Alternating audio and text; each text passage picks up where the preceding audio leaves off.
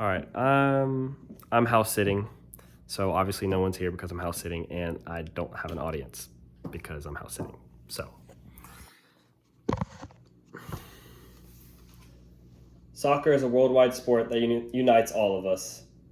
It teaches us how to work as a team, fight for resilience, and it can even show us sometimes how the underdog comes out on top.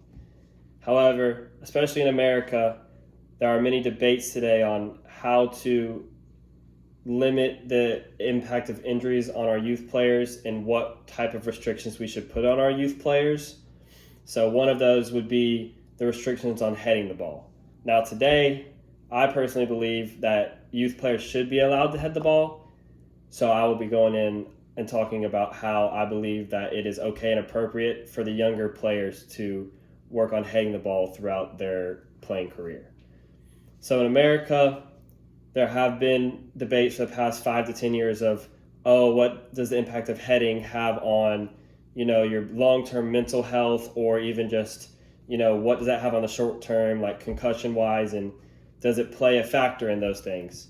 So one quick fact, according to Dr. Walquist and Dr. Kaminsky, even though boys tend to head the ball more than girls do during the game, girls suffer more injuries due to the contact that they have during the header. So again, this is, for me, evidence that heading the ball isn't the issue, it's contact during the game, which is a whole other topic. So heading, to me, is not the issue in the injury processes that we incur.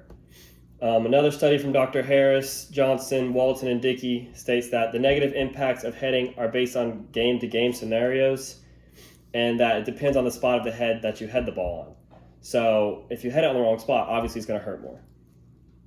So let's go into kind of, what can we do to prevent this, and what are some benefits of beginning the heading process early rather than restricting it.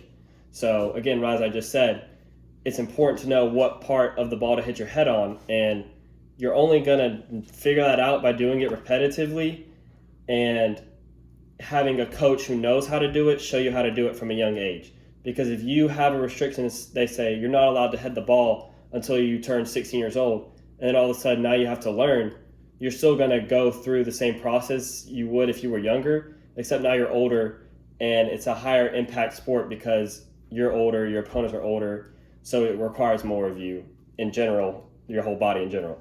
So I would say beginning early, not having a restriction, it helps with your skill development. So your coordination, kind of like I said, having a coach show you how to properly head the ball with the front of your head and not the top, because the top hurts, the front doesn't. So having a coach or someone show you, the proper way to head the ball, and it gives you that confidence that in a game and in a scenario where you need to head the ball, you'll feel more confident and able to do it rather than not confident in hitting it with the side of your head or the top and it hurting, and that's how you can get a concussion.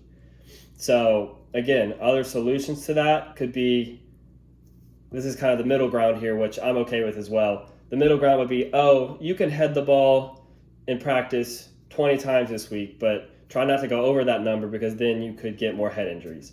So that's kind of a middle ground that some clubs and training facilities and people have done is, we're going to say you can head the ball still, but there's a limited amount you can do it so you don't incur those brain injuries and hopefully no long-term injuries. So now, as of 2016, there's no evidence that heading in youth soccer causes any permanent health damage or brain injury, and that there's limited evidence that heading in youth soccer can cause concussion.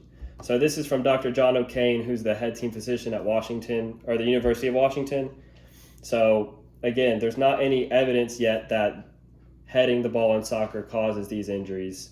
So again, for me, it is appropriate and it is okay to begin this process early on in a player's playing career compared to restricting them until later on. So, thank you.